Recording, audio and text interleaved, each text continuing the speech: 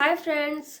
बुद्धि के सिद्धांतों के बारे में चर्चा कर रहे हैं जिसमें से हमने द्विकारक का सिद्धांत स्पीयरमैन के द्वारा, इन्होंने त्रिकारक का भी सिद्धांत दिया है। थार्नडाइक के बहुकारक का सिद्धांत, जिसमें थार्नडाइक ने स्पीयरमैन के सिद्धांत की आलोचना की है। उन्होंने कहा कि बुद्धि के बहुत से कारक हो सकते हैं, असंख्य कारक हो सकते हैं किसी समस्या के समाधान के लिए। थर्स्टन का समूह कारक का सिद्धांत, गिलफोर्ड का त्रिविमीय सिद्धांत, ये सब सारे सिद्धांत जो है बुद्धि के सिद्धांतों की चर्चा कर रहे हैं, जिसमें से हम बता रहे हैं कौन सा किस मनोवैज्ञानिक के द्वारा सिद्धांत दिया गया है। और हार्वर्ड गार्डनर के द्वारा बहुबुद्धि का सिद्धांत, और थॉमसन के द्वारा प्रतिदर्श का सिद्धांत, पदानुक्रमित का सिद्धांत बर्ट एवं बर्नर के द्वारा दिया गया। और कैटल द्रवीकृत मॉडल कहा जाता है, तरल एवं मोज़ैक मॉडल भी कहा जाता है। मैं जितने भी सिद्धांतों को बता रही हूँ ऐसे ही पूछ लिया जाता है। समूह कारक का सिद्धांत दिया थर्स्टन के द्वारा, और इसके अंतर्गत भी पढ़ना जरूरी है कि किस तरीके से बुद्धि के कितने कितने कारक होते हैं।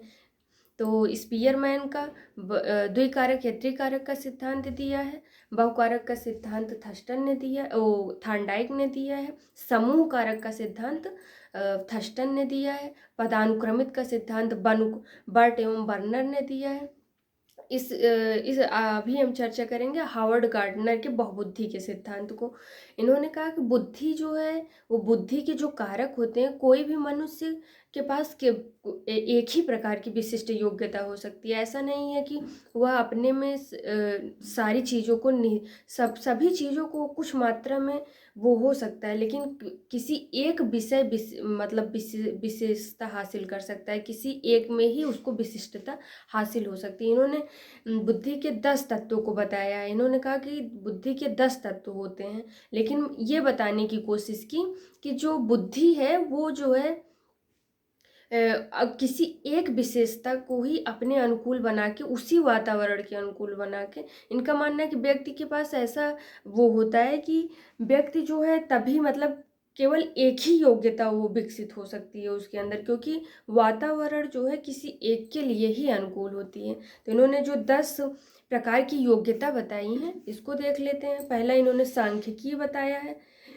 शाब्दिक बुद्धि बताया है, गणितीय बुद्धि बताया है, दृष्टा बुद्धि बताया है, संगीतमय बुद्धि बताई है, गतिबोधक, अंतराबौद्धिक बुद्धि और अंतरावैयक्तिक बुद्धि को बताया है, प्राकृतिक बुद्धि, अस्तित्ववादी बुद्धि एवं आध्यात्मिक बुद्धि। 10 प्रकार की योग्यताओं की बात इन्होंने की है। यानी हमने सिद्धांत, कौन सा सिद्धांत किसने दिया इसके बारे में जाना, और हार्वर्ड गार्डनर ने जो 10 प्रकार की योग्यताएं बुद्धि के लिए निर्धारित की है उसके बारे में जाना, जिसके इनके सिद्धांत को बहुबुद्धि का सिद्धांत भी कहा जाता है।